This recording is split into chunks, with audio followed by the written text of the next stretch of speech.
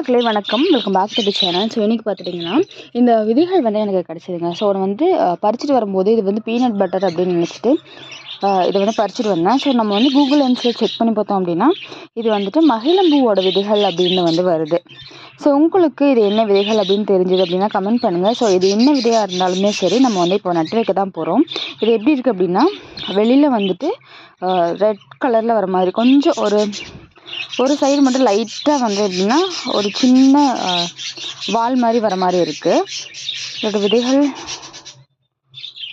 நல்லா பழம் வந்து கொஞ்சம் வெண்ணெய் மாதிரி நல்லா தான் இருக்குங்க.